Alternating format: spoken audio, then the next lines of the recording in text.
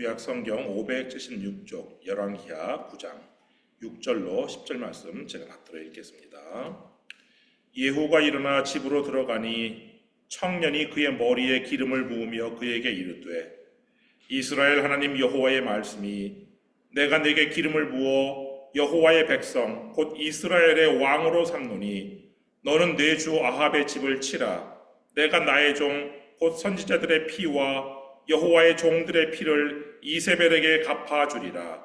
아합의 온 집이 멸망하리니 이스라엘 중에 매인자나 노인자나 아합에게 속한 모든 남자는 내가 다 멸절하되 아합의 집을 느바스의 아들 여로보암의 집과 같게 하며 또 아히야의 아들 바하사의 집과 같게 할지라.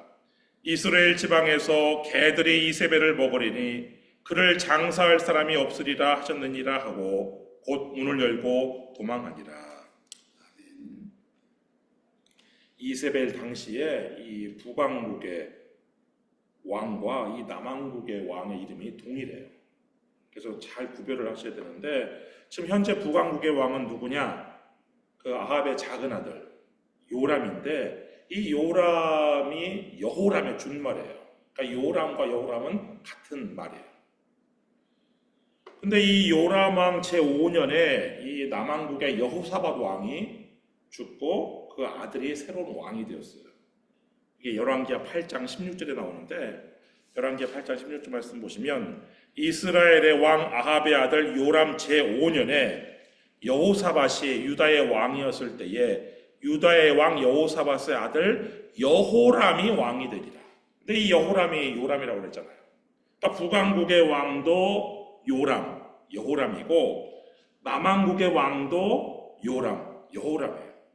그러니까 이게 아합의 작은 아들의 이름도 요람, 여호람이고 이 여호사밧의 큰 아들 이름도 요람, 여호사밧이에요. 근데 이 남왕국의 이 여호람이 근데 누구랑 결혼을 했느냐? 아합과 이세벨의 딸과 결혼을 했어요.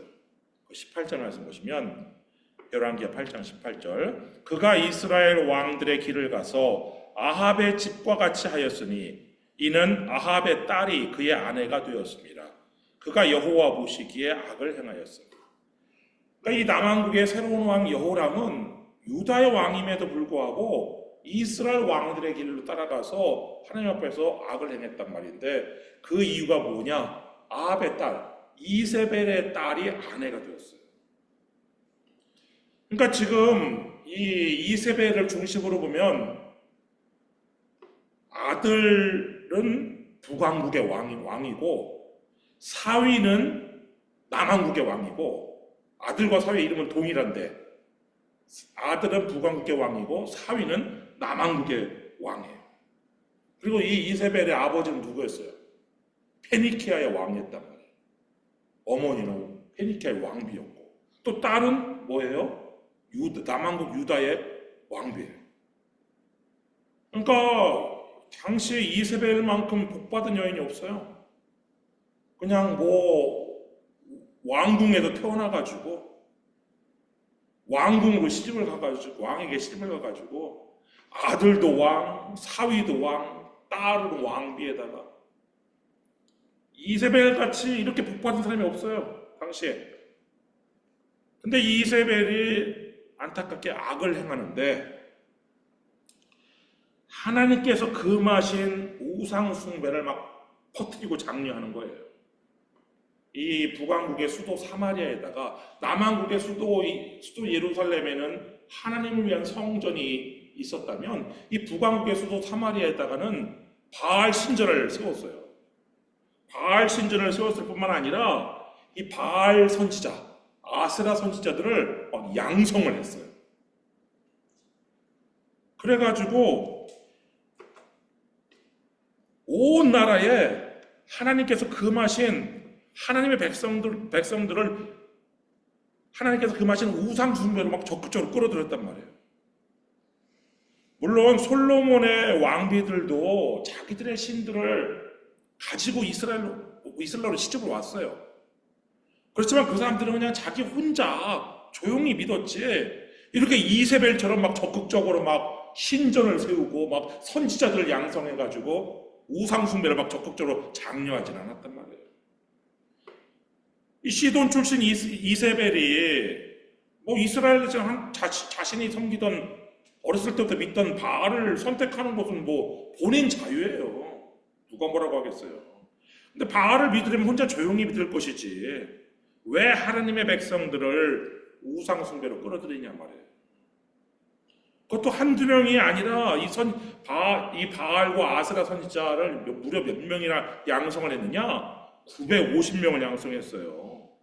열왕기상 18장 19절 엘리야의 말에 보면은 이렇게 있는데, 그런즉 사람을 보내 온 이스라엘과 이세벨의 상에서 먹는 바알의 선지자 450명, 아세라의 선지자 400명을 갈멜산으로 모아 내게로 나오게 하소서. 그러니까 이세벨이 바알의 선지자 450명, 아세라의 선지자 400명을 양성을 한 다음에 그 950명을 밥을 먹이는 거예요. 밥을 먹이기만 했겠어요? 월급도 주고, 녹도 주고, 옷도 사주고. 근데 그 모든 재정이 어디서 나왔겠어요? 당연히 국고에서 백성들이 낸 세금에서 지출됐을 거 아니에요. 그러니까 나라 돈으로 아주 우상숭배를 국가적으로, 조직적으로, 체계적으로 장려한 인물이 바로 이세벨이란 말이에요. 이것만 해도 아주 큰 악이죠. 그런데 이것보다 더 큰 악행을 저지르는데, 이세벨은 하나님의 선지자들을, 하나님의 종들을, 주의 종들을 학살을 한 거예요. 열왕기상 18장 4절 말씀 보시면, 이세벨이 여호와의 선지자들을 멸할 때에 오바댜가 선지자 100명을 가지고 50명씩 불에 숨기고 떡과 물을 먹였더라. 사울이 제사장들을 학살하였다면 이세벨은 선지자들을 학살했어요. 다행히 그 와중에도 왕궁 맡은 자였던 오바댜 같은 하나님을 경외하는 사람이 있어서 다행히 100명의 선지자는 살아남았어요. 그런데 바알과 아세라 우상의 선지자 950명은 왕궁에서 대접받아가면서, 융숭한 대접을 받아가면서 있는 반면에 하나님의 선지자 100명은 동굴에서 죽은 듯이 지내야 됐단 말이에요. 그래서 나중에 엘리야가 하나님께 주의 선지자들이 다 죽었습니다, 이렇게 말한 거예요. 열왕기상 19장 10절 말씀 보시면, 그가 대답하되 내가 만군의 하나님 여호와께 열심히 유별하오니 이는 이스라엘 자손이 주의 언약을 버리고 주의 제단을 헐며 칼로 주의 선지자들을 죽였음이오며 오직 나만 남았거늘 그들이 내 생명을 찾아 빼앗으려 하나이다. 이세벨이 바로 하나님의 선지자들을 다 학살을 했단 말이에요. 그리고 하나님의 선지자들뿐만 아니라 하나님을 신실하게 섬기는 사람들까지 막 죽이는데, 그 대표적인 사람이 바로 나봇이에요. 이 나봇은 왕의 명령보다 하나님의 명령을 더 중요하게 생각하는 그런 사람이었어요. 그래서 나봇에게 이 아합이 찾아와 가지고 내 포도를 나한테 팔아라 이렇게 얘기했을 때, 이 나봇이 하나님의 명령을 근거로 이 왕의 명령을 거절을 하죠. 그 열왕기상 21장 3절 말씀 보시면, 나봇이 아합에게 말하되 내 조상의 유산을 왕에게 주기를 여호와께서 금하실지로다. 하나님의 율법에 따르면 뭐 자본주의 사회에서는 당연한 토지 거래가 하나님께서는 금하셨어요. 모든 토지는 다 하나님의 것이고 잠시 맡겨준 거예요. 그래서 그거를 팔 수가 없어요. 근데 지금 이 아합은 팔으라고 한 거란 말이에요. 이런 나봇을 죽이기 위해서 이 이세벨이 아주 사악한 음모를 꾸며요. 2명의 거짓 증인을 세워가지고 이 나봇이 하지도 않은 하나님을 저주하였다, 왕을 저주하였다, 그 말을 우리가 들었습니다, 이렇게 증언하게 만든 거예요. 열왕기상 21장 9절 10절 말씀 보시면, 그 편지 사연에 이르기를 금식을 선포하고 나봇을 백성 가운데 높이 앉힌 후에 불량자 두 사람을 그의 앞에 마주 앉히고 그에게 대하여 증거하기를 내가 하나님과 왕을 저주하였다 하게 하고 곧 그를 끌고 나가서 돌로 쳐 죽이라 하였더라. 이게 바로 이세벨이 이 나봇이 살고 있는 그 이스라엘 성읍의 지도자들한테 보낸 편지예요.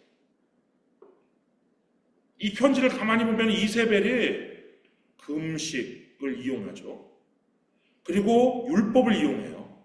왜? 율법을 따르면, 하나님의 말씀에 따르면 하나님을 저주한 자는 죽이게 돼 있거든요. 돌로 쳐서 죽이라고 돼 있거든요. 그러니까 이세벨이 이 말씀을 알고 이거를 이용해 가지고 나봇을 죽이는 음모를 꾸몄단 말이에요. 결국 이세벨의 계획대로 나봇은 돌에 맞아 죽죠. 여러분, 이세벨이 하나님의 말씀을 알고 있었다는 것에 한번 주목을 해보세요. 하나님의 말씀을 몰라서 이세벨이 죄를 지은 게 아니에요. 이세벨도 성경을 읽고 성경을 들어서 말씀을 알고 있었어요. 근데 문제는 성경 말씀을 자신의 목적 달성을 위해서 악하게 사용했다는 것이죠. 그런 점에서 이세벨은 오늘날 이단의 원형이에요. 대부분의 이단들은요, 성경을 잘 알고 있어요. 성경을 몰라서 이단이 아니라 성경을 모르는 사람이 이단에 빠지긴 하는데 이단들은 성경을 잘 알아요. 근데 문제는 뭐냐? 하나님의 말씀을 하나님의 영광을 위해서 내가 순종하는 것이 아니라 하나님의 말씀을 내 목적 달성을 위해서 내 멋대로 해석을 하고 악한 일을 위해서 사용한다는 것이죠. 그래서 이세벨이 요한계시록에 다시 등장하는 거예요. 요한계시록 2장 10절 말씀 보시면 그러나 내게 책망할 일이 있노라. 자칭 선지자라 하는 여자 이세벨을 내가 용납하매니 그가 내 종들을 가르쳐 꾀어 행음하게 하고 우상의 제물을 먹게 하는도다. 예수님께서 두아디라 교회를 책망할 때 이 이세벨이 등장하는데 이 두아디라 교회의 이세벨은 자신을 예언자로 자처를 해요. 그러면서 주의 종들을, 사람들을 미혹해가지고 간음을 하게 하고 우상의 제물을 먹게 했어요. 이 구약의 이세벨이 한 거랑 똑같단 말이에요. 이 구약의 이세벨이 하나님의 백성들을 바알 예배에 참여하게 한 목적이 뭐예요? 바알 신전에는요, 신전 창기하고 남창이 있었어요. 그래서 바알 예배 중에 이 신전 창기하고 또 남창과의 음행이 있었고, 음행이 끝난 다음에는 그 바알에게 바친 제물을 먹는 의식이 있었단 말이에요. 그러니까 하나님의 백성들이 바알 예배에 바알 신전에 가서 바알 예배에 한번 참석을 하면 음행을 하고 우상의 제물을 먹게 된단 말이에요. 이런 하나님께서 아주 싫어하시는 이런 짓을 벌인 이 이세벨에게도 하나님께서 회개할 기회를 주시는데, 요한계시록 2장 21절 말씀 보면 또 내가 그에게 회개할 기회를 주었으되 자기의 음행을 회개하고자 하지 아니하는도다. 그런데 그 두아디라 교회의 이세벨은 회개하려고 하지 않았다는 거예요. 이 구약의 이세벨도 하나님께서 회개할 기회를 주셨어요. 근데 이 구약의 이세벨도 마찬가지예요. 엘리야를 통해서 나봇을 죽인 다음에 나봇의 포도원을 차지했을 때 하나님께서 엘리야를 보내요. 그래갖고 이 아합과 이세벨에게 하나님의 말씀을 전해요. 근데 그 전한 하나님의 말씀을 듣고 아합은 회개를 했어요. 열왕기상 27절 말씀 보시면 아합이 이 모든 말씀을 들을 때에 그의 옷을 찢고 굵은 배로 몸을 동이고 금식하고 굵은 배에 누우며 또 풀이 죽어 다니더라. 근데 이세벨은 회개하려고 하지 않아요. 그래서 그 결과가 무엇이냐? 회개하지 않으면 심판이 닥치는데, 요한계시록 2장 22절 말씀 보시면 볼지어다 내가 그를 침상에 던질 터이요 또 그와 더불어 간음하는 자들도 만일 그의 행위를 회개하지 아니하면 큰 환난 가운데 던지고. 근데 심판이요, 자신에게 닥치는 심판도 무섭지만 가장 무서운 심판은요, 자녀들에게 닥치는 사망이에요. 요한계시록 2장 13절 말씀 보시면 또 내가 사망으로 그의 자녀를 죽이리니 모든 교회가 나는 사람의 뜻과 마음을 살피는 자인 줄 알지라. 내가 너희 각 사람의 행위대로 갚아주리라. 회개하지 않으면요, 자신에게도 심판이 닥치지만 자녀들에게 사망이 닥치는 심판을 하시겠다라고 예수님께서 말씀하셨어요. 이 구약의 이세벨에게도 심판이 예고되었죠. 열왕기상 21장 13절 말씀 보시면 이세벨에게 대하여도 여호와께서 말씀하여 이르시되 개들이 이스라엘 성읍 곁에서 이세벨을 먹을지라. 바로 나봇을 돌로 쳐 죽인 그 이스라엘에서 이세벨이 죽을 것인데 이세벨의 시신을 장례도 못 치르도록 개들이 이세벨의 시신을 이 성 밖으로 끌고 나가서 거기서 뜯어먹을 거라는 거예요. 성서시대의 개는 오늘날 반려견 이런 애완견 개념이 아니죠. 구약시대의 개들은 그냥 들개, 늑대에 가까워서 사람을 뜯어먹고 사치를 뜯어먹고 그랬죠. 이러한 하나님의 말씀 앞에서 이세벨이 회개하려 하지 않아요. 그 결과 이제 무서운 심판이 닥치는데 그것은 바로 이세벨의 자랑인 아들, 사위, 딸, 손자 이런 이세벨의 자랑인 자녀들에게 임하는 사망이에요. 그리고 그 심판의 도구로 택함받은 인물이 바로 오늘 본문에 나오는 예후인데 하나님께서 예후에게 기름을 부으신 다음에 예후에게 이런 명령을 내리죠. 7절 말씀 보시면 열왕기하 9장 7절 너는 네 주 아합의 집을 치라. 내가 나의 종 곧 선지자들의 피와 여호와의 종들의 피를 이세벨에게 갚아주리라. 하나님께서요 이세벨에게 무지한 피를 흘린 이세벨에게 네가 행한 대로 내가 갚아주겠다는 거예요. 근데 어떤 피를 흘렸어요? 주의 종들의 피를, 선지자들, 무고한 선지자들을 죽인 피, 그리고 하나님을 경외했던 나봇, 그리고 무지한 그 아들들 죽인 그 피를 갚겠다는 거예요. 예후는요 곧바로 하나님의 명령에 순종을 해요. 예후는 지금 길르앗 라못에 지금 있었는데 그 아합의 아들 요람 왕이 있는 이스라엘로 병거를 끌고 갔어요. 그래서 예후하고 이 북왕국의 현재 왕 이 요람과 어디서 만났느냐? 하필 또 나봇의 토지에서 만났어요. 거기 21절 말씀 보시면 열왕기하 9장 21절 요람이 이르되 메우라 하매 그의 병거를 메운지라. 이스라엘 왕 요람과 유다 왕 아하시아가 각각 그의 병거를 타고 가서 예후를 맞을세 이스라엘 사람 나봇의 토지에서 만나네. 근데 이 요람의 병거 옆에 누가 있었느냐? 아하시아가 있었어요. 근데 또 여기서 또 헷갈리시면 안 돼요. 아하시아는 이 이세벨의 큰아들의 이름이에요. 그래서 아합이 죽은 다음에 이 아하시아가 북왕국의 왕이 되었다가 2년 만에 죽죠. 그리고 지금 현재 그 동생 작은 아들 지금 여호람이 왕이 된 상태인데 남왕국의 그 이세벨의 사위였던 그 여호람이 죽었어요. 젊은 나이에 병으로 죽고 그 아들이 이제 왕이 됐는데 그 아들의 이름이 뭐냐? 그 아들의 이름이 바로 오늘 본문에 나오는 것처럼 아하시아예요. 그러니까 이 이세벨의 큰아들의 이름도 아하시아, 이세벨의 손자의 이름도 아하시아 이렇게 되는 거예요. 그러니까 이게 막 이세벨 당시에 북왕국의 이름하고 남왕국 왕들의 이름이 똑같아가지고 막 헷갈리기 쉬운데 이걸 잘 아셔야 돼요. 이세벨의 큰아들 아하시아, 작은 아들 요람은 여호람이라고도 하고, 그 다음에 이세벨의 사위가 여호람이고, 이세벨의 손자, 그러니까 정확하게는 외손자죠. 외손자가 이세벨의 큰아들의 이름하고 동일한 아하시야. 이렇게 되는 거예요. 근데 지금 이 남왕국에 있어야 될 이 아하시아가 왜 북왕국 이스라엘에 지금 있었느냐?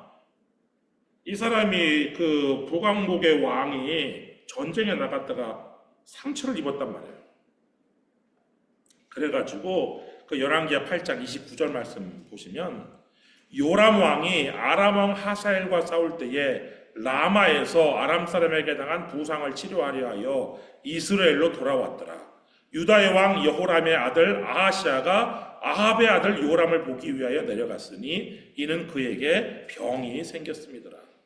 그러니까 라마는 길르앗 라못의 다른 이름인데, 길르앗 라못에서 이 아람 왕 하사엘하고 싸웠단 말이에요. 근데 이 북왕국의 그 왕, 이 여호람이 상처를 입고서는 이제 후송돼 간 거예요. 어디로 후송되어 갔느냐? 그 이스라엘 왕들의 여름 별궁이 있는 바로 그 이스라엘로 후송이 되어 갔던 거예요. 그리고 그 왕을 보기 위해서 이 남왕국의 아하시아 왕에게는 이 북왕국의 그 요람 왕이 외삼촌이 되는 것이죠. 자신의 어머니의 형제, 남자 형제. 외삼촌 보러 간 거예요.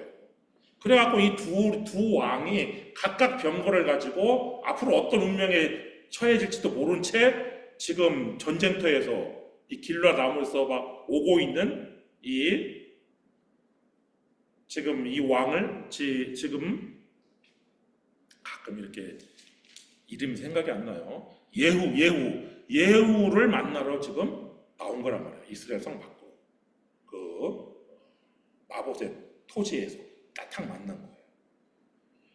아마 처음에 이 북왕국의 왕 요람은 이 예후가 어떤 전쟁터에서 어떤 무슨 소식을 가지고 온 줄 알았을 거예요. 그래갖고 물어요.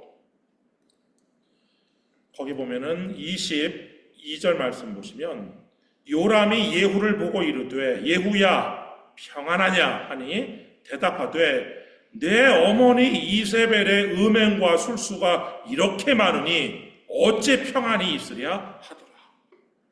그런데 평안하냐고 어떤 소식이 있는지 물어보니까 이 예후의 대답이 내 어머니 이세벨의 음행과 술수가 지금 이렇게 많은데 어떻게 평안이 있을 수 있겠느냐, 이런 예상 밖의 대답을 나온 거예요. 이 대답에 이 요람은 아하시아한테 반역이라고 소리치면서 도망을 쳐요. 23절 말씀 보시면, 요람이 곧 손을 돌이켜 도망하며 아하시아에게 이르되 아하시아여 반역이로다 하니. 근데 도대체 뭐 이런 말 듣고서는 어떻게 반역이라고 이렇게 생각을 이 요람이 했을까? 당시의 상황을 보면 지금 북왕국의 상황은요, 밀란과 봉기가 일어나지 않으면 그것이 더 이상한 일이에요. 왜냐? 7년 기근이 있어가지고 이 요람 왕 때 7년 기근이 있어가지고 사람들이 굶어 죽는 사람이 그냥 숱하게 많았어요. 식량이 부족하고, 심지어는 이 농사를 지을 지금 곡식종자도 제대로 남아있지 않을 만큼 그런 경제가 아주 그냥 폭삭 망한 상태란 말이에요, 국가가. 그런데 전쟁이 일어났다고 해가지고 농사를 지어야 될 젊은 장정들을 다 전쟁터로 끌고 갔어요, 지금. 그리고 전쟁 그 자금을 마련해야 된다라고 세금을 올렸어요. 이런 상황에서도 이세벨은 음행을 즐겼는데, 우상을 섬기면서 음행을 저질렀는데, 바알 신전에서 이 바알을 위해서 제단을 쌓고 이 신전 남창과 음란을 피운 거예요. 그러면 지금 그 바알을 위한 제물, 그리고 그 남창에게 주는 선물, 이런 것들이 다 어디서 나오는 거냔 말이에요. 그런 돈들이 다 국민들이 낸 세금에서 사용한 거란 말이에요. 그리고 이세벨은 하나님께서 금지한 주술행위, 이 주술행위를 직접 행한 사람인데, 이 음행과 술수에서 그 술수에 해당하는 히브리어 단어가 무엇이냐? 우리 성경에는 술수라고 번역이 되어 있지만 그 히브리어 단어가 뭐냐면 케셰프라는 단어인데, 이건 주술, 마술, 마법 이런 뜻이에요. 그러니까 이세벨이 우상 숭배만 드린 것이 아니라 자기가 직접 주술을 행했단 말이에요. 아마 이세벨은 그런 주술 가지고 국정에 관여하고 막 이런 상황이었기 때문에 나라가 사실 지금 민중 봉기라든지 반란이 일어나지 않으면 그게 더 이상한 일이에요, 지금. 그러니까 이 왕 요람 왕은 아하, 예후에 의해서 군부 쿠데타가 일어났구나, 이걸 딱 직감하고 얼른 도망을 친 거란 말이에요. 그렇지만 예후의 활을 맞고 그 자리에서 죽죠. 24절 말씀 보시면 예후가 힘을 다하여 활을 당겨 요람의 두 팔 사이를 쏘니 화살이 그의 염통을 꿰뚫고 나오매 그가 병거 가운데 엎드러졌지라. 염통이라는 것은 심장의 순 우리말이에요. 얼마나 힘을 다해서 활을 쐈는지 화살이요, 이 등 뒤에서 꽂혀갖고 심장을 관통해갖고 나갔어요. 그리고 그냥 그 자리에서 죽었어요. 예후는 그 요람의 시체를 나봇의 포도원에 던지라고 명령을 해요. 25절 말씀 보시면 예후가 그의 장관 빗갈에게 이르되 그 시체를 가져다가 이스라엘 사람 나봇의 밭에 던지라. 내가 기억하려니와 이전에 너와 내가 함께 타고 그의 아버지 아합을 쫓았을 때에 여호와께서 이같이 그의 일을 예언하셨느니라. 그렇게 해서 이세벨의 아들이 비참하게 죽었어요. 근데 이세벨의 손자 아하시아는 예후가 요람을 죽이고 요람의 시체를 처리하는 동안에 도망치는 성공을 했어요. 그 자리에서는. 그렇지만 결국 추격한 이 예후에게 결국 어디서 죽임을 당하느냐? 이스라엘에서 한 10km, 한 6마일 정도 떨어진 무깃도에서 죽임을 당하는데, 27절 말씀 보시면 유다의 왕 아하시아가 이를 보고 정원의 정작길로 도망하니 예후가 그 뒤를 쫓아가며 이르되 그도 병거 가운데서 죽이라 하매 이블르함 가까운 구루 비탈에서 치니 그가 무깃도까지 도망하여 거기서 죽은지라. 그래가지고 무깃도에서 이제 이세벨의 손자가 죽은 거예요. 역시 비참하게. 그리고 그 무깃도에서부터 이제 이 예후는 지금 이세벨 왕비가 있는, 정확하게 대왕 대비겠죠. 아버지의 왕비였었으니까 대왕 대비가 있는 이세벨이 있는 이스라엘로 병거를 돌렸어요. 30절 말씀 보시면 예후가 이스라엘에 오니 이세벨이 듣고 눈을 그리고 머리를 꾸미고 창에서 바라보다가, 이세벨은 아들이 죽었다는 소식을 듣고 이제 아들을 죽인 이 예후가 온다는 소식을 듣고 아마 자신의 최후를 직감했을 거예요. 그래서 도망치는 대신에, 어차피 도망가야 잡혀 또 죽을 거니까 도망치는 대신에 화장을 해요. 이 화장의 의미는 아마 마지막 대왕 대비로서의 품위를 지키기 위한 목적도 있었겠지만 마지막 주술을 준비하기 위해서 화장한 것으로 보여요. 당시 주술을 행하기 전에 화장을 행하는 풍습이 있었는데, 그래서 예후가 성문에 들어오자마자 이 이세벨이 뭐라고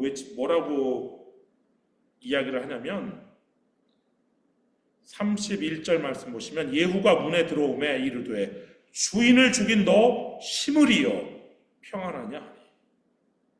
예후를 향해서 시므리라고 불러요. 주인을 죽인 시므리라고. 이 시므리는 누구냐? 이 오므리 왕조, 이 이세벨의 시아버지가 오므리인데, 이 오므리 왕조를 세운 이 오므리 때 궁궐에서 왕을 죽이고 스스로 왕이 된 인물이 바로 이 시므리예요.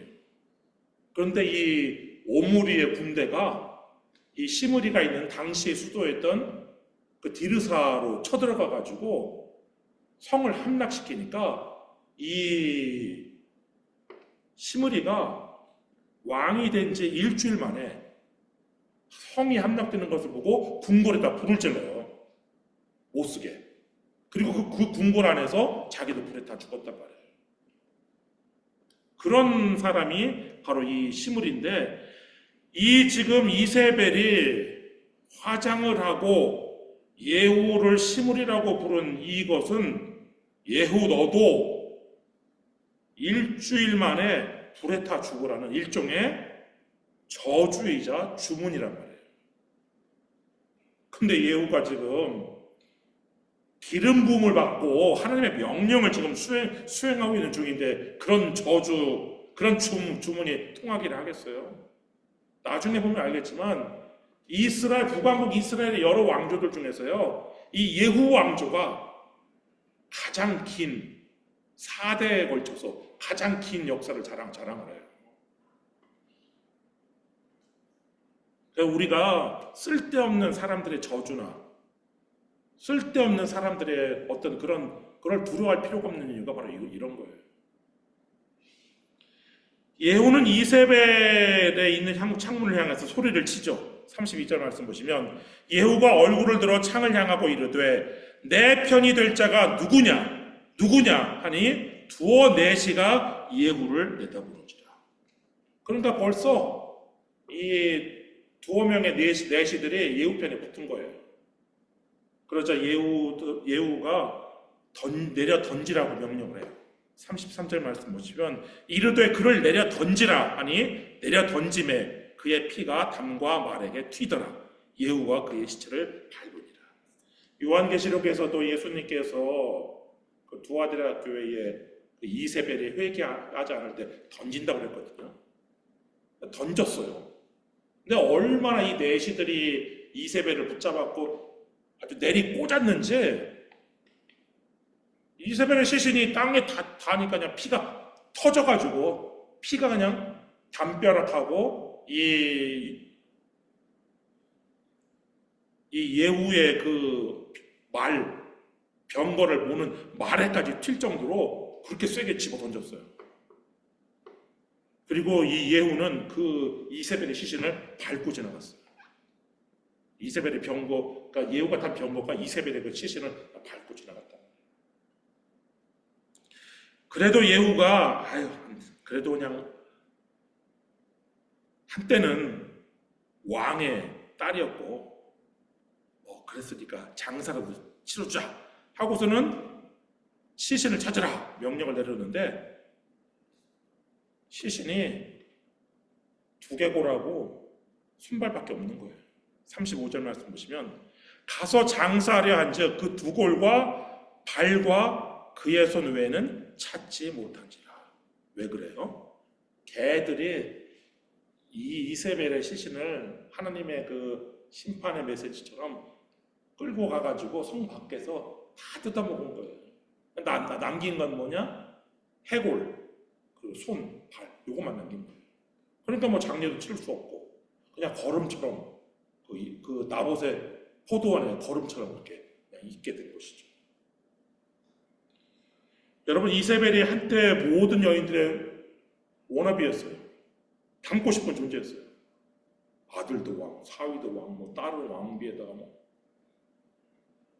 근데 하나님의 말씀을 거역하고 주의 종의 피를 흘린 죄로 어떻게 보면 가장 비참한 죽음을 맞이했어요. 여러분, 하나님은요 여러분의 선행도 갚으시고 여러분의 악행도 갚으셔요. 우리 와일리 한인감리교 성도들은 악은 모양이라도 버리고 오직 선을 행하면서 우리가 혹시 회개할 일이 있다면 회개에 합당한 열매를 맺는 삶을 살기를 주님의 이름으로 축원합니다. 기도하겠습니다.